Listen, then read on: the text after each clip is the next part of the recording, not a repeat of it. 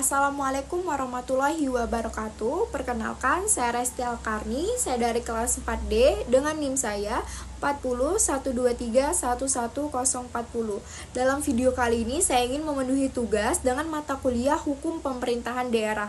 Dalam video kali ini juga saya akan membahas tentang buku yang saya ambil, yaitu tentang Hukum Pemerintahan Daerah, mengurai problematika pemekaran daerah pasca reformasi di Indonesia, dengan penulisnya yaitu Lukman Santoso AZ. Dalam buku ini terdapat 6 bab.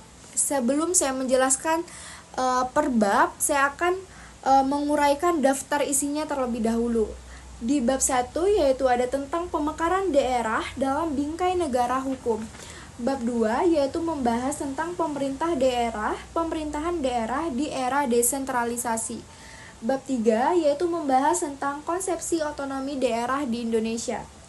Bab 4 yaitu membahas tentang perkembangan pemekaran daerah di Indonesia. Bab 5 yaitu mengurai problematika pemekaran daerah. Dan bab yang terakhir, bab 6 yaitu implikasi penyelenggaraan pemekaran daerah. Baik, yang pertama-tama saya akan menjelaskan bab 1, yaitu tentang pemekaran daerah dalam bingkai negara hukum. Yang A, yaitu ada konsepsi bentuk negara kesatuan. Prinsip dasar negara demokrasi modern ini selalu menuntut dan mengharuskan adanya pembagian kekuasaan, agar kekuasaan tidak terpusat di satu tangan atau lembaga. Menurut Muhammad Mahfud MD, pembagian kekuasaan itu terdapat dua macam. Yang pertama yaitu ada pembagian secara horizontal dan pembagian secara vertikal. Pembagian kekuasaan secara horizontal ini adalah pembagian kekuasaan kepada lembaga-lembaga yang kedudukannya sejajar yang masing-masing diberi fungsi dan disertai check and balance, yakni pembagian kekuasaan ke dalam legislatif, eksekutif, dan yudikatif. Sedangkan pembagian kekuasaan secara vertikal yaitu melahirkan bentuk negara, yaitu negara kesatuan dengan membagi kekuasaan antara pusat dan daerah. Nah, negara kesatuan ini juga dapat dibedakan dalam dua bentuk. Yang pertama itu ada negara kesatuan dengan sistem sentralisasi, yang kedua yaitu negara kesatuan dengan sistem desentralisasi. Nah, yang bagian B yaitu ada tentang konsepsi penyelenggaraan pemerintahan daerah. Pelaksanaan pemerintah daerah merupakan salah satu aspek struktural dari suatu negara sesuai dengan pandangan bahwa negara sebagai sebuah organisasi jika dilihat dari sudut ketatanegaraan. Nah, dalam pelaksanaan pemerintah daerah itu terdapat kewenangan. Kewenangan itu juga meliputi yang pertama yaitu membuat perda-perda dan penyelenggaraan pemerintah yang diemban secara demokratif. Nah, yang selanjutnya yang bagian C tentang konsepsi pemekaran daerah. Karakteristik pemerintahan yang demokratif ini dengan prinsip otonomi tentu menjadikan kualitas pelayanan publik sebagai tolak ukur keberhasilan pemerintahan di pusat maupun di daerah. Nah, menurut Siswanto Sunarno, pembentukan daerah pada dasarnya dimaksudkan untuk meningkatkan pelayanan publik guna mempercepat terwujudnya kesejahteraan masyarakat di samping sebagai sarana pendidikan politik di tingkat lokal. Nah, pemekaran daerah itu juga dapat kita pahami bahwa sebagai pembagian kewenangan administratif dari suatu wilayah menjadi dua atau beberapa wilayah. Pembagian tersebut juga menyangkut luas wilayah maupun jumlah penduduk sehingga lebih mengecil. Nah, sekian untuk penjelasan dari bab yang pertama. Yang selanjutnya saya akan menjelaskan di bab 2 yaitu tentang pemerintahan daerah di era desentralisasi. Yang A yaitu prinsip desentralisasi dalam pemerintahan daerah. Desentralisasi ini bermakna melepas atau menjauh dari pusat. Desentralisasi itu intinya tidak putus sama sekali dengan pusat, tetapi hanya menjauh dari pusat gitu. Nah, pendapat dari ahli yaitu menurut Joynarto, asas desentralisasi ini adalah asas yang bermaksud memberikan wewenang dari pemerintahan negara kepada pemerintahan lokal untuk mengatur dan mengurus urusan tertentu sebagai urusan rumah tangga sendiri yang biasanya disebut swantara atau otonomi. Penjelasan yang selanjutnya yaitu bagian yang B tentang prinsip dekonsentrasi dalam pemerintahan daerah. Dalam pelaksanaan desentralisasi ini terdapat beberapa tingkat peralihan kewenangan, yakni kewenangan untuk merencanakan, memutuskan, dan mengatur dari pemerintah pusat ke lembaga-lembaga yang lainnya. Dekonsentralisasi ini sebagaimana dijelaskan oleh Rondinelli adalah merupakan pelimpahan sejumlah kewenangan atau tanggung jawab administrasi kepada cabang departemen atau badan pemerintah yang lebih rendah. Nah, pembahasan yang terakhir di bab 2 yaitu tentang prinsip tugas pembantuan dalam pemerintahan daerah. Dalam konsepsi penyelenggaraan pemerintah daerah, asas otonomi ini selalu bergandengan dengan asas tugas pembantuan. Istilahnya, tugas pembantuan ini dapat berupa tindakan mengatur, tugas legislatif, atau dapat pula berupa tugas eksekutif. Nah, menurut Siswanto Sunarno, tugas pembantuan ini adalah tugas yang diberikan dari instansi atas kepada instansi bawahan yang ada di daerah sesuai arah kebijakan umum yang ditetapkan oleh instansi yang memberikan penugasan dan wajib mempertanggungjawabkan tugasnya itu kepada instansi yang memberikan penugasan. Nah, tugas pembantuan ini dari pengertian yang ditegaskan dalam Undang-Undang Nomor 5 Tahun 1974 mengandung unsur-unsur. Yang pertama ada urusan pemerintahan dari satuan pemerintahan tingkat lebih atas yang harus dibantu pelaksanaannya oleh pemerintahan daerah. Yang kedua, bantuan tersebut dalam bentuk penugasan yang diatur dengan peraturan perundang-undangan. Yang ketiga, yaitu ada pemerintahan daerah yang membantu harus mempertanggungjawabkannya kepada yang dibantu. Pasal 1 huruf G Undang-Undang Nomor 22 Tahun 1999 itu memberikan pengertian tentang tugas pembantuan adalah sebagai penugasan dari pemerintahan kepala daerah dan desa serta dari daerah ke desa untuk melaksanakan tugas tertentu yang disertai pembiayaan sarana dan prasarana serta sumber daya manusia dengan kewajiban melaporkannya pelaksanaan dan mempertanggungjawabkannya kepada yang menugaskan. Nah, yang selanjutnya saya akan menjelaskan bab 3 yaitu tentang konsepsi otonomi daerah di Indonesia. Yang bagian A tentang otonomi daerah dan daerah otonom. Negara Indonesia ini sebagaimana ditegaskan dalam Undang-Undang 1945 adalah negara yang berbentuk negara kesatuan. Namun dalam hal implementasi sistem pemerintahan daerah, Indonesia telah mengadopsi prinsip-prinsip federalisme, yakni otonomi daerah. Terdapat sebuah kolaborasi yang unik berkaitan dengan prinsip kenegaraan di Indonesia. Nah, hal ini juga dapat dilihat utamanya pasca reformasi. Konsep otonomi daerah ini sebenarnya lebih mirip sistem dalam negara federal, di mana pada umumnya dipahami bahwa dalam sistem federal, konsep kekuasaan asli atau kekuasaan sisa berada di daerah atau negara bagian. Sedangkan dalam sistem negara kesatuan, kekuasaan asli atau kekuasaan sisa itu berada di pusat, sehingga terdapat pengalihan kekuasaan pemerintah dari pusat ke daerah. Nah, penjelasan dari otonomi daerah ini adalah kewenangan daerah otonom untuk mengatur dan mengurus kepentingan masyarakat setempat menurut prakarsa sendiri berdasarkan aspirasi masyarakat sesuai dengan peraturan perundang-undangan. Nah, otonomi daerah ini juga merupakan esensi pelaksanaan pemerintah yang desentralistik.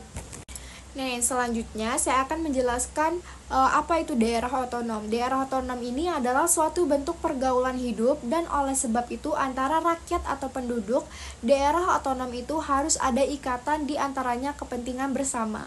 Jadi daerah otonom ini tidak boleh bertentangan dan merusak bingkai dasar kesatuan dalam negara. Nah, dalam daerah otonom ini juga terdapat unsur-unsur pokok. Nah, yang pertama itu ada unsur batas wilayah, yang kedua itu ada unsur pemerintahan, dan yang ketiga itu ada unsur masyarakat. Nah, pembahasan yang selanjutnya yaitu B tentang perkembangan otonomi daerah di Indonesia. Otonomi daerah sebenarnya konsep yang sudah tidak asing lagi di Indonesia. Sejak masa Hindia Belanda, sejatinya telah mencoba melaksanakan pemerintahan dengan sistem desentralisasi dan otonomi. Hal ini ditandai dengan berlakunya Undang-Undang Desentralisasi 1903. Nah, ketentuan tersebut juga selain dimaksudkan oleh pemerintahan kolonial Belanda sebagai landasan yuridis formal bagi daerah-daerah untuk mengatur ikhwal rumah tangganya sendiri, juga untuk membagi daerah-daerah otonom yang mereka kuasai itu menjadi semacam pemerintahan provinsi atau semacam pemerintahan kabupaten dan semacam dengan pemerintahan kota.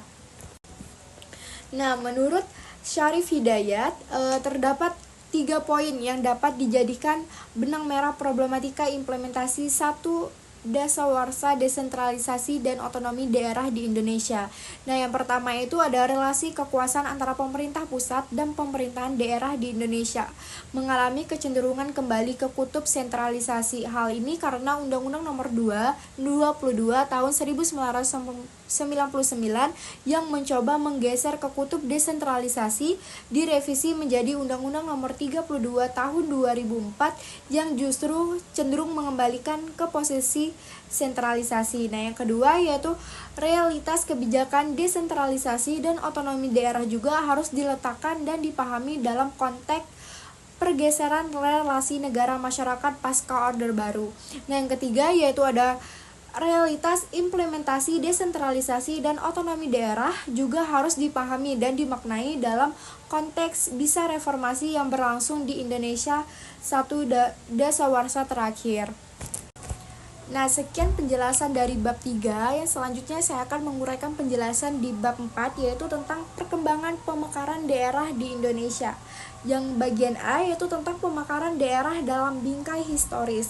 Indonesia sebagai negara kepulauan yang memiliki beragam suku dan bahasa. Tentunya dalam setiap wilayah memiliki karakteristik yang berbeda serta potensi sumber daya alam, sumber daya manusia dan budaya yang khasnya. Nah, hadirnya kebijakan desentralisasi ini juga merupakan solusi yang tepat dengan keberadaan wilayah Indonesia yang begitu luas. Nah, konsekuensi logis dari aspek otonomi adalah pembentukan daerah atau yang lazim disebut pemekaran daerah. Pemekaran daerah sebenarnya bukan fenomena baru di Indonesia. Sejak zaman Hindia Belanda juga, pemekaran daerah sudah menjadi konsepsi penataan daerah oleh pakar ketenagaraan zaman Hindia Belanda. Konsep tersebut juga lahir dari kegelisahan atas sistem sentralisasi yang diterapkan pemerintahan Belanda. Nah, pada tahun 1856 itu terdapat wacana yang berkembang di lingkungan pemerintahan Hindia Belanda. Nah, berdasarkan Wet Decentralised Wet 1903 ini juga sebanyak 15 GUES yang sudah ada di Jawa dijadikan GUES Strategic Resort dengan GUES Strategic Rat. Di samping itu juga dibentuk 32 Kemenstrategic Resort bagian dari GUES yang bersifat perkotaan. Nah, khususnya untuk pemerintahan Gemeenti sebagai pemerintahan untuk golongan Eropa. Nah, pada tahun 1922 itu desentralisasi WET 1903 itu diperbarui dengan WET of the Bestuarshare Farming 1922 di bawah undang-undang baru di Pulau Jawa yang dibentuk 3 provinsi berikut dengan Dewan Provinsi dan 76 kabupaten. Nah, hadirnya proklamasi kemerdekaan di Indonesia pada 17 Agustus 1945 yang ditindaklanjuti dengan melahirkan Undang-Undang 1945 sebagai konstitusi resmi bangsa Indonesia merupakan bukti berakhirnya kekuasaan Jepang di Indonesia. Nah, pada masa awal kemerdekaan ini kemudian berdasarkan amanat pasal 18 dan 20 UUD 1945, Panitia Persiapan Kemerdekaan Indonesia ini menetapkan susunan pemerintahan Indonesia sebagai berikut. Yang pertama, untuk sementara waktu Indonesia dibagi dalam 8 provinsi yang masing-masing dikepalai seorang gubernur. Ke-8 provinsi tersebut yaitu Provinsi Sumatera, Borneo, Kalimantan, Jawa Barat, Jawa Tengah, Jawa Timur, Sulawesi, Maluku, dan Sunda Kecil, Bali, dan Kepulauan Nusa. Dan untuk menjalankan tugasnya, gubernur dibentuk Komite Nasional Daerah atau KNID.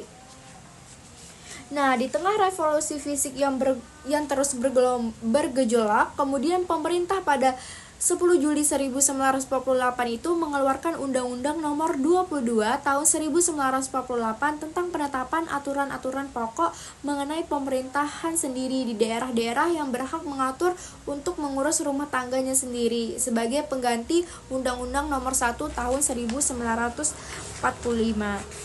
Nah, pembahasan yang selanjutnya yang bagian B yaitu tentang aspek-aspek pemekaran daerah. Nah, penataan wilayah pada dasarnya merupakan bagian dari manajemen pemerintahan daerah yang dimaksudkan untuk menata wilayah administratif suatu daerah agar rentang kendali menjadi lebih efektif dan efisien.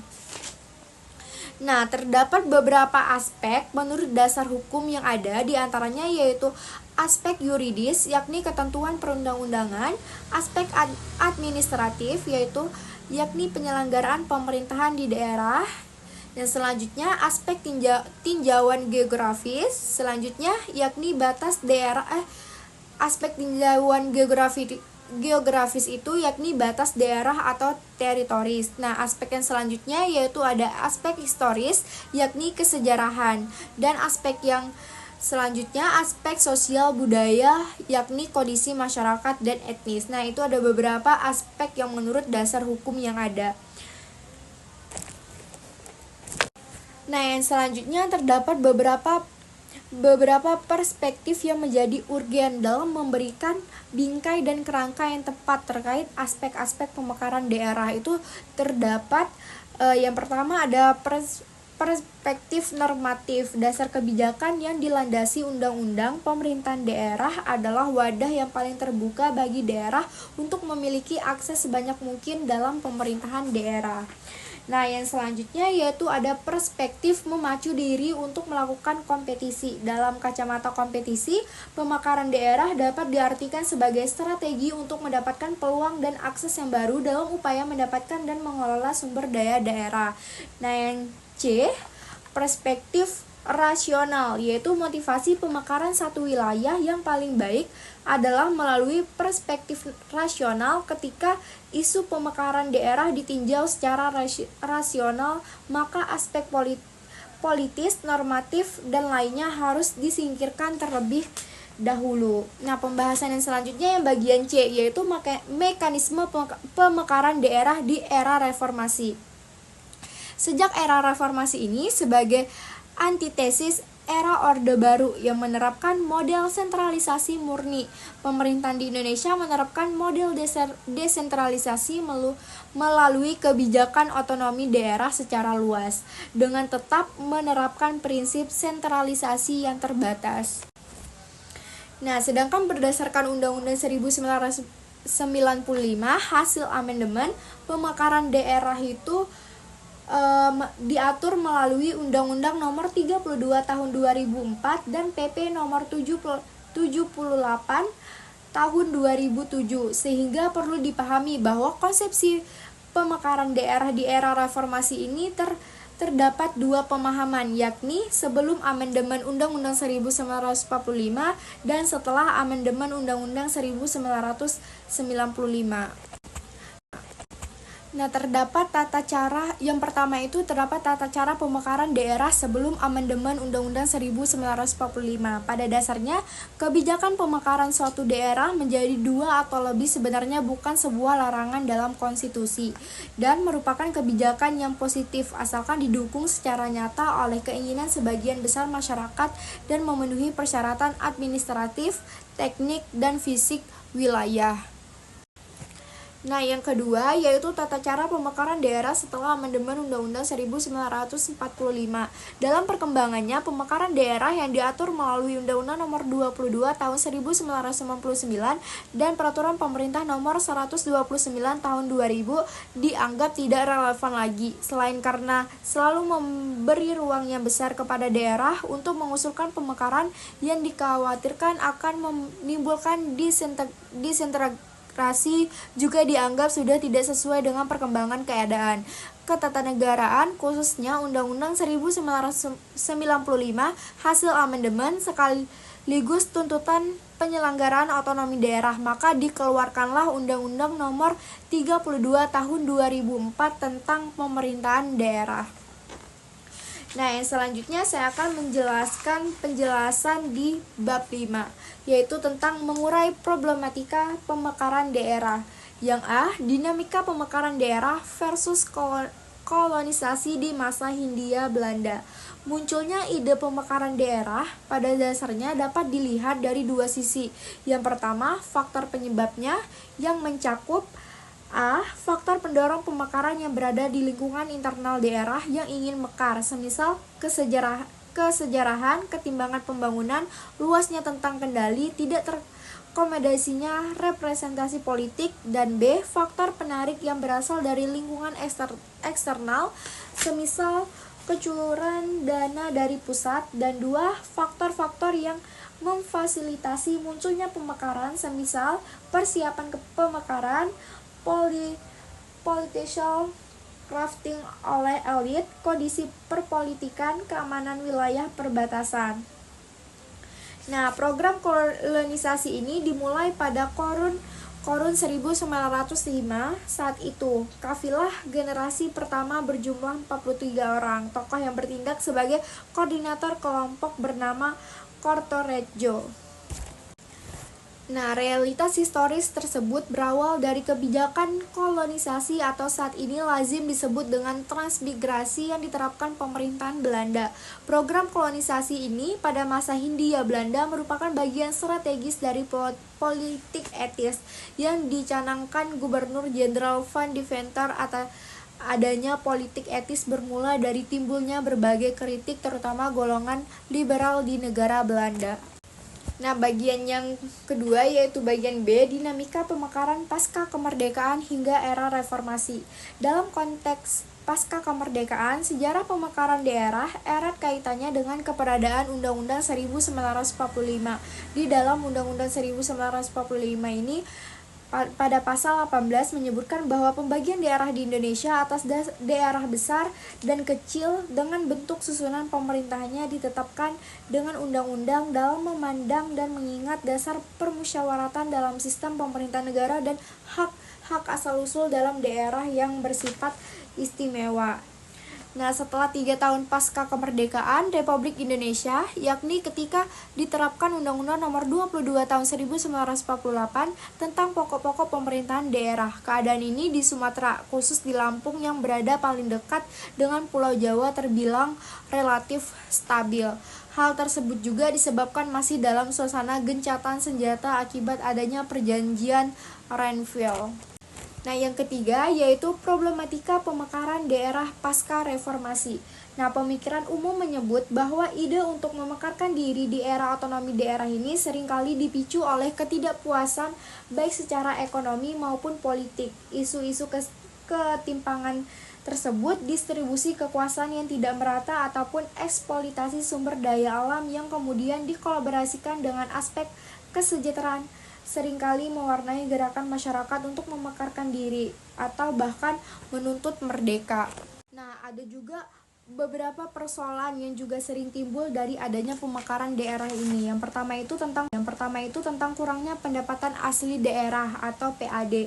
Yang kedua, konflik politik hasil dari ketidakpuasan atas hasil pemilu kada, dan ketiga kasus korupsi yang merajalela, dan yang keempat itu ada tapal batas yang masih banyak sengketa.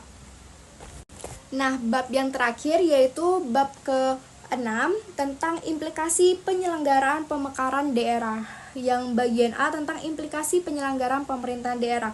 Pembentukan daerah pasca reformasi adalah seolah menjadi fenomena yang wajar. Gejala tersebut juga kemudian menjadi komoditas politik yang lumrah dan tidak dibarengi dengan persiapan yang matang, sehingga implikasinya pun sangat kompleks di berbagai sektor. Nah, pada dasarnya itu setiap pemerintahan daerah ini juga di tingkat provinsi maupun kabupaten atau kota memiliki infrastruktur, dan struktur pemerintahan yang relatif standar. Namun bila suatu daerah dimekarkan dan terbentuklah daerah otonom baru, maka dibutuhkanlah banyak infrastruktur, sarana, dan prasarana yang banyak, kelembagaan baru, dinas-dinas, dan sejumlah posisi baru untuk ditempati. Nah, yang bagian B yaitu membahas tentang implikasi kebijakan pemekaran daerah. Dalam perjalanan otonomi daerah pasca reformasi, lahirnya Undang-Undang Nomor 22 Tahun 1999. Ini di satu sisi juga dibarengi dengan tuntutan yang menggebu-gebu dari sejumlah daerah untuk memekarkan diri. Sedangkan di sisi lain juga tuntutan dari rakyat banyak yang mengamandemen Undang-Undang 1945 juga tak terbendung. Maka jika tidak heran jika sejak diberlakunya Undang-Undang Nomor 22 Tahun 1999 ini dan amandemen Undang-Undang 1945 telah mekar ratusan kabupaten atau kota di Indonesia, meskipun terlepas dari kemampuan sosial, politik, dan ekonomi. Nah, terdapat tiga cakupan inilah yang dapat dikorelasikan dengan implikasi positif maupun negatif dengan penyelenggaraan pemerintah semenjak terbentuknya menjadi daerah otonom baru. Nah, yang pertama itu dalam hal visi pemimpin terhadap masa depan daerah dan kondisi daerah, misalnya dapat dicermati masih berada dalam situasi yang belum memiliki kepastian. Nah, yang kedua itu dalam hal progresivitas pemimpin terhadap manajemen pemerintah juga masih menemui tantangan yang signifikan. Hal dapat terlihat dari belum terwujudnya kepemimpinan yang murni berasal dari aspirasi masyarakat, tetapi hasil dari deal-deal politik. Nah, yang ketiga itu tentang dalam hal daya kreatif pemimpin dalam mengelola persoalan dan potensi yang ada di daerah. Kreativitas ini seorang kepala daerah sangat dibutuhkan dalam membawa daerah otonom baru untuk mampu bersaing memajukan daerahnya. Nah, yang bagian C yaitu pemekaran daerah perspektif demokrasi dan NKRI. Dalam sebuah negara demokratif konstitusional, pemerintah dikatakan demokratif jika terdapat indikator utama, yaitu keterwakilan, partisipasi masyarakat dalam proses pemerintahan dan pembangunan daerah, serta kontrol terhadap penyelenggaraan pemerintahan. Nah, baiklah, sekian penjelasan dari saya terkait buku yang saya ambil, yaitu tentang hukum pemerintahan daerah, mengurai problematika pemekaran daerah pasca reformasi di Indonesia. Sekian penjelasan dari saya. Mohon maaf jika ada kesalahan dalam penjelasannya. Saya akhiri. Wassalamualaikum warahmatullahi wabarakatuh.